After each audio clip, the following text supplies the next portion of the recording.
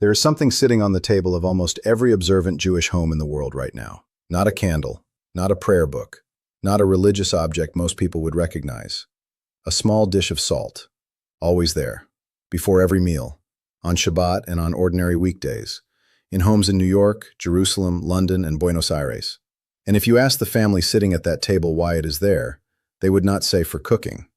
They would tell you something that connects their kitchen table to the ancient temple in Jerusalem, and to a teaching from the Zohar, the central text of Jewish mysticism, that has been protecting Jewish homes for centuries. Today we are going to find out exactly where that salt goes, why it goes there, and what Jewish tradition says happens in a home where it is always present. Welcome. What you are about to learn is one of the most practical and most profound traditions in all of Jewish home life. A tradition rooted in the Torah, deepened by the Talmud, and carried into the homes of Jewish families for thousands of years. Not as a ritual reserved for special occasions, but as something done every single day, at every single meal. By the end of this video, you will understand why Jewish families have kept salt on their tables for millennia, and what their ancient texts say it brings into a home. Before we go further, subscribe right now if you have not already. Every week, this channel goes deeper into the ancient wisdom of the Jewish people, practical teachings that have sustained one of the most resilient communities in human history. One tap, and let's begin. To understand why salt matters so deeply in the Jewish home, you need to go back nearly 2,000 years. To the year 70 CE. The Roman army under General Titus destroyed the Second Temple in Jerusalem. The altar, the sacred place where the Jewish people had made offerings to God for centuries, was gone, and the rabbis faced an impossible question. How does a people continue to connect with the divine when the sacred space of that connection has been destroyed? Their answer changed Jewish life forever. The Talmud, in Tractate Haggadah, chapter 27, records the teaching of Rabbi Yochanan. In the days of the temple, the altar served to atone for us.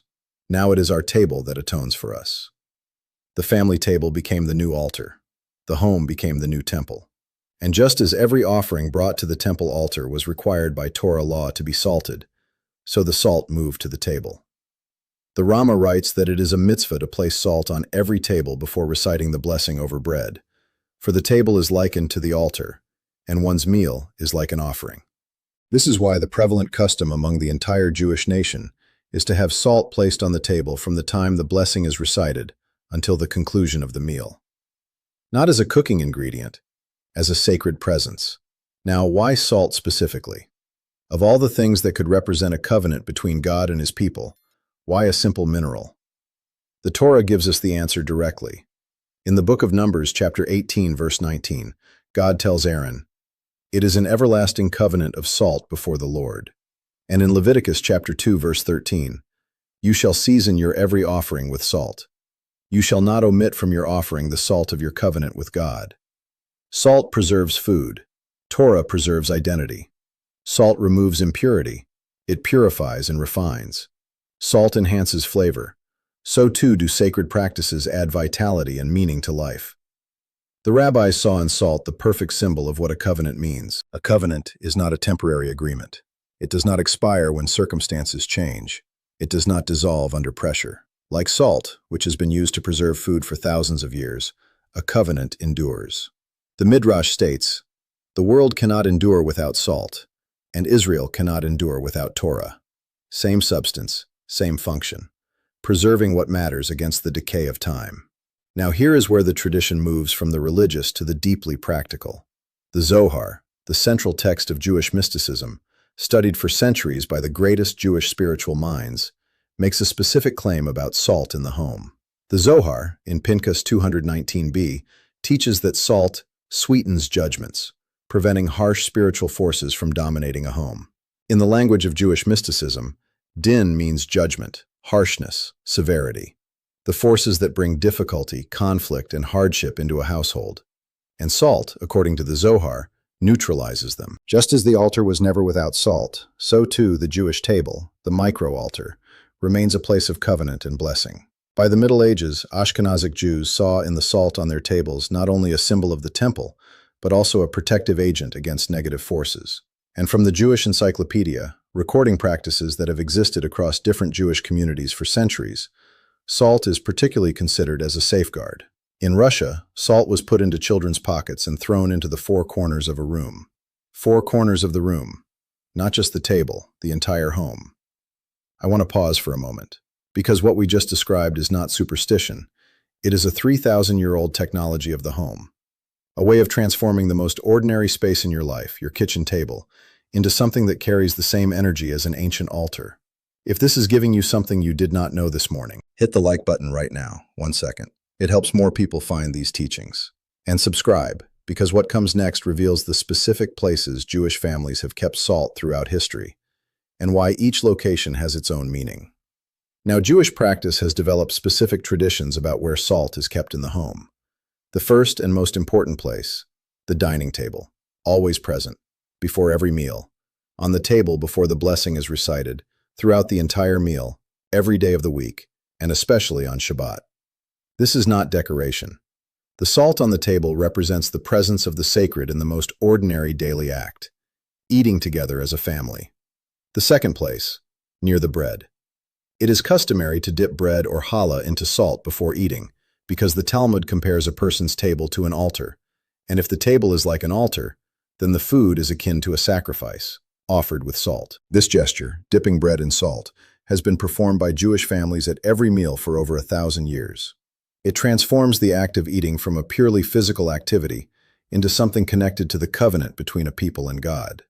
And on Shabbat, the Jewish day of rest, the bread is dipped 3 times, once for each of the 3 Shabbat meals traditionally eaten during the holy day. The third tradition, less widely known, comes from communities across Eastern Europe and the Middle East, keeping salt near the entrance of the home.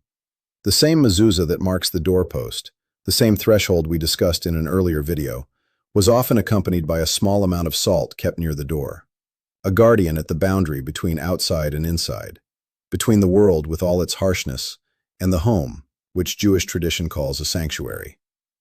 Now let me tell you a story that completely reframes what salt means in Jewish tradition. The book of Genesis tells us that when God destroyed the cities of Sodom, Lot and his family were warned to flee and not to look back.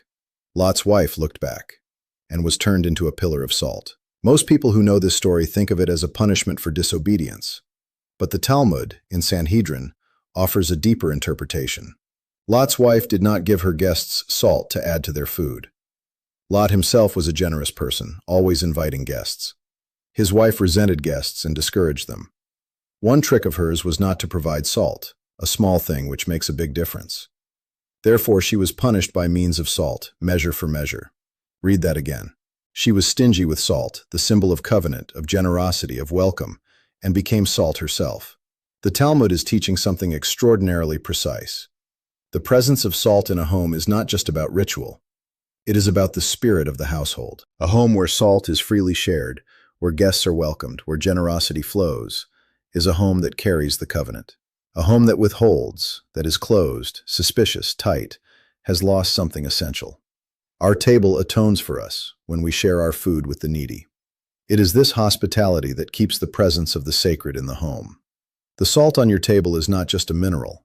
It is a daily reminder of what kind of home you are choosing to build.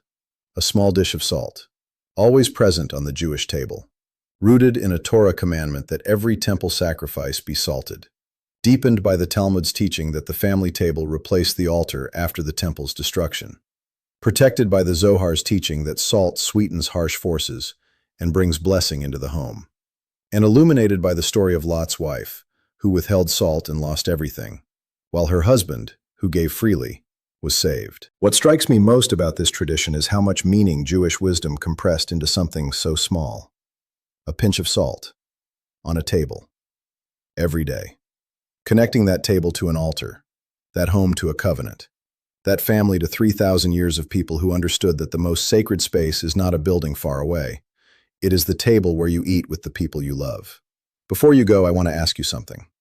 After everything we explored today, is there a small, daily habit in your home that you now see differently? Something ordinary that might carry more meaning than you realized? Write it in the comments below. 1 sentence. I read every single comment, and this community gives some of the most thoughtful answers I have read anywhere. If this video gave you something, hit the like button right now. It helps more people find these teachings. And subscribe, because next week we are exploring another ancient Jewish wisdom about the home, one that has been quietly protecting and attracting abundance into Jewish households for thousands of years. One tap to subscribe. Thank you for being here. Shalom.